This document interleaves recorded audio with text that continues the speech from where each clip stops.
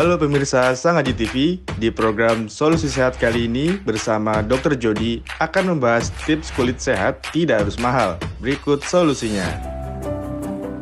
Halo pemirsa, senang sekali saya Jody Wisnu bisa menjumpai Anda dalam program Solusi Sehat, persembahan dari Sangaji TV Yogyakarta. Nah, sekali lagi nama saya adalah Jody Wisnu, saya sebagai seorang dokter praktisi kesehatan, bidang public health, jadi saya adalah sebagai seorang public health professional, dan saat ini beraktivitas di Yogyakarta, di Klinik Intan di Pakualaman, Yogyakarta.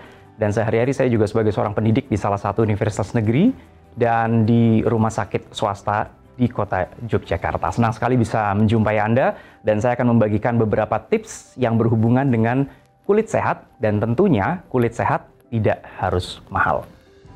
Halo dok, mengapa fenomena klinik estetik makin marak di Yogyakarta? Fenomena klinik estetik di Yogyakarta sebetulnya nggak hanya di Yogyakarta, tapi di beberapa tempat di seluruh Indonesia memang marak akhir-akhir ini. Lebih kurang 10 tahun terakhir mulai marak, berawal dari lebih kurang 20 sampai 25 tahun yang lalu sebetulnya. Jadi orang tuh mulai makin care terhadap penampilan, makin care terhadap istilahnya kondisi kesehatan kulit. Bukan hanya pada wanita, tetapi juga pada pria. Bukan hanya wanita di usia muda, pria di usia muda, tetapi juga mereka-mereka yang sudah di usia lanjut. Sampai saat ini, mereka-mereka yang di usia lanjut juga semangatnya mau muda terus, tetapi kadang-kadang menginginkan kondisi kulit yang juga kencang, which is sangat natural. Dalam hal itu sesuatu yang bisa saya pahami. Tetapi fenomena tersebut membuat banyak berdiri klinik, sehingga membuat juga banyak orang juga menginginkan kondisi kulit yang seperti ada di TV misalnya. Jadi yang kulitnya harus kinclong, kulitnya harus glowing, harus cerah dan sebagainya. Sehingga beberapa kasus menginginkan kalau seandainya belum sesuai wajahnya dengan apa yang mereka harapkan, mereka belum akan puas. Dan dalam hal itu mereka jadi akhirnya harus merogoh kocek yang lebih dalam lagi, kemudian datang ke dokter praktek, datang ke klinik. Dan beberapa kasus juga mereka, beberapa pasien, tidak semua, cenderung mereka berusaha untuk berjumpa dengan beautician kadang-kadang, malas konsul ke dokternya juga ada, bahkan bisa juga membeli produk secara online. Nah ini yang memang harus disadari dan juga harus sangat hati-hati, karena konsultasi dengan pakarnya itu juga sesuatu yang baik untuk bisa menentukan goal dari terapi atau dari treatment ke depan.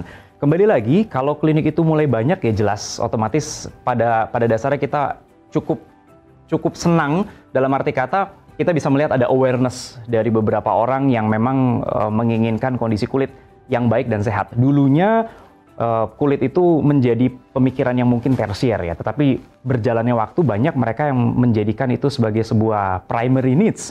Sehingga kalau seandainya kulitnya belum oke, belum mantap, istilahnya belum berani tampil di depan kamera atau di depannya. Sekarang kan orang banyak foto untuk masukkan ke media sosial, maka mereka cenderung tidak pede. Nah, dengan banyaknya klinik estetik yang ada di Yogyakarta dan di seluruh tempat, ini membuat kita harus aware sebetulnya bagaimana kita memilih produk atau memilih treatment yang pas untuk kulit kita. Bagaimana cara memilih skincare yang cocok untuk kulit? Memilih skincare yang cocok untuk kulit. Ya, kulit pada dasarnya, kondisi kulit yang moist atau kondisi kulit yang lembab itu adalah kulit yang didambakan setiap orang. Pada beberapa kasus untuk kondisi cuaca, kemudian faktor aktivitas dan sebagainya, itu membuat kulit bisa menjadi kering atau bisa menjadi overproduksi minyak atau sebum.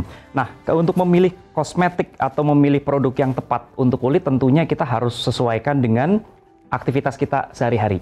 Ada orang yang memang aktivitasnya di dalam ruangan, kemudian tertutup, jauh dari sinar matahari misalnya, dan kondisi AC yang cukup dingin, sehingga kondisi kulitnya itu diharuskan yang memang relatif moist ya, atau relatif lembab. Tapi beberapa orang yang juga memang cukup banyak di outdoor, maka kalau kondisi kulitnya terlalu lembab, sehingga mereka akan menyebabkan kulitnya terasa lengket, itu juga jelas tidak nyaman. Satu produk dengan produk yang lain, untuk satu pasien dengan pasien yang berbeda, itu bisa memberikan efek yang berbeda.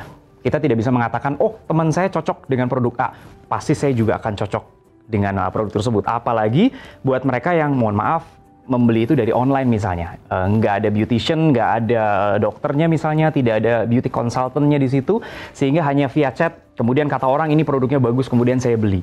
Ya memang, ya kasarnya uang bukan uang saya, itu adalah uang pemirsa sekalian, akan tetapi alangkah baiknya kalau kita juga mengatur budget yang tepat, supaya istilahnya terapinya itu juga tepat. untuk kulit gitu kan. Seringkali orang pengen kulitnya glowing. Ya, glowing apa sih sebetulnya definisi dari glowing itu gitu kan ya. Kena sinar dan sebagainya kulitnya kelihatan, kalau orang bilang itu, orang Jawa ada yang bilang kileng-kileng gitu. Jadi istilahnya kayak ya berminyak enggak, tapi kering juga enggak gitu. Pada dasarnya itu memang tidak mudah untuk didefinisikan.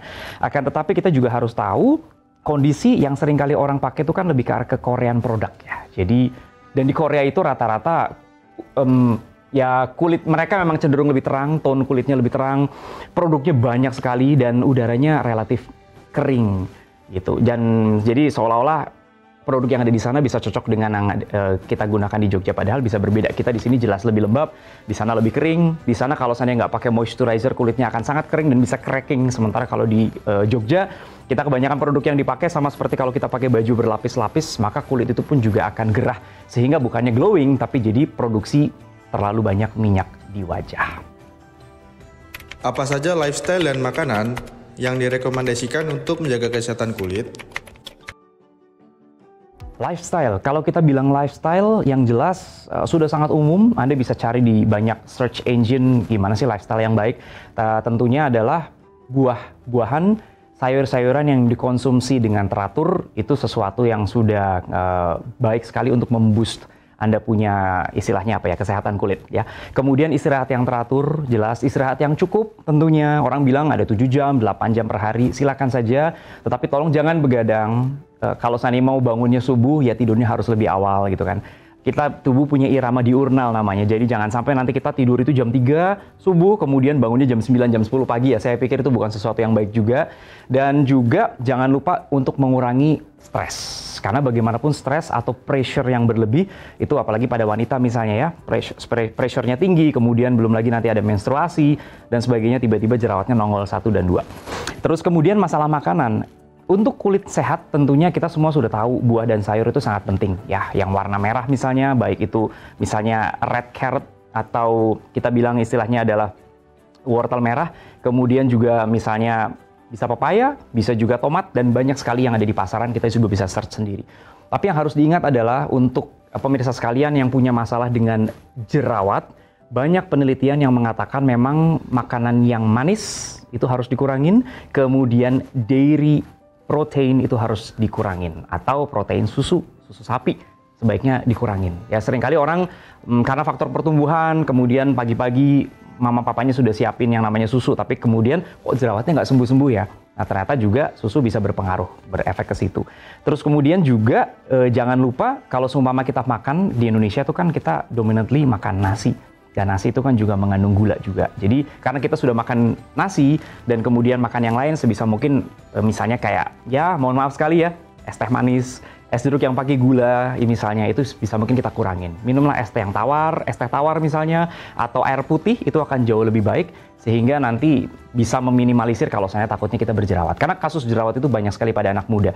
Dan beberapa kasus ada yang namanya akne tarda, itu adalah jerawat yang diderita oleh mereka-mereka yang berusia istilahnya di atas 40-50. Jadi mereka datang ke saya mengatakan, waktu zaman muda saya nggak pernah jerawatan, tapi sekarang di usia saya, kok sekarang sudah 60 tahun tiba-tiba saya jerawatan. Nah kasus ini sekitar lebih kurang 10 tahunan cukup marak waktu itu awalnya di Eropa, kemudian di Indonesia juga sudah mulai beberapa saya temui juga kasus demikian. Intinya adalah protein susu dan juga manis untuk kasus berjerawat bisa dikurangin. Sebenarnya nggak hanya kasus jerawat ya, tetapi kalau bisa semua untuk menjaga kondisi fit, sehat. Dan jangan lupa juga olahraga teratur.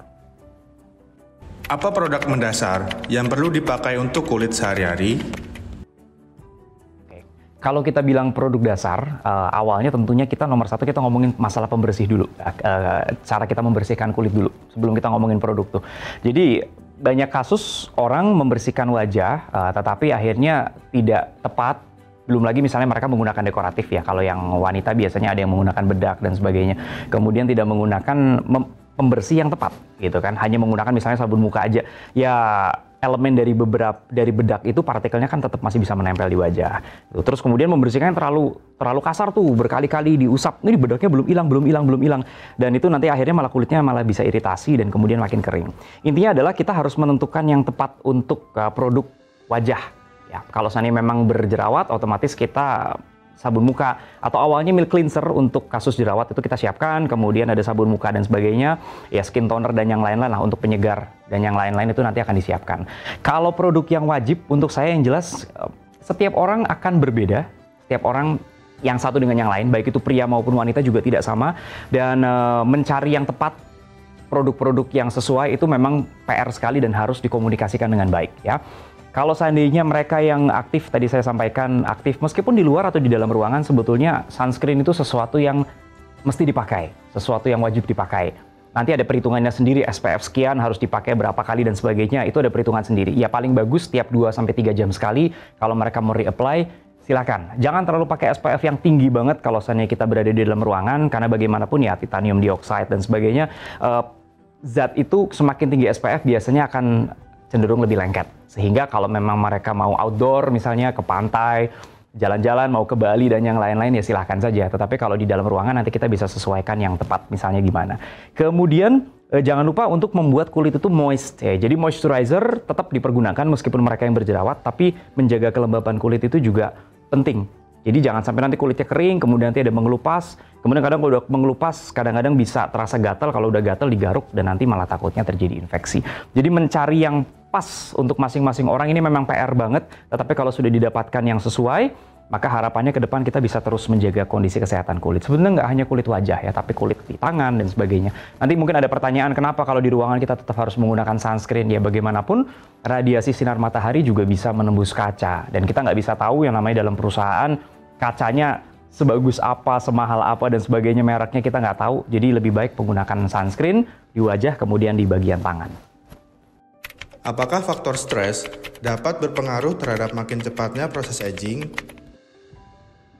Faktor stres ini memang hal yang tidak bisa dihindari. Banyak kasus kalau memang mereka berjerawat, kemudian saya tanya, lagi mikirin apa? Ya ada yang cuma ketawa, ada yang bilang, ya yang namanya hidup pasti ada pemikiran apalah gitu kan. Ada juga yang menangis, ada beberapa kasus juga yang demikian. Ini kayaknya depresi banget ini ya kondisinya ya.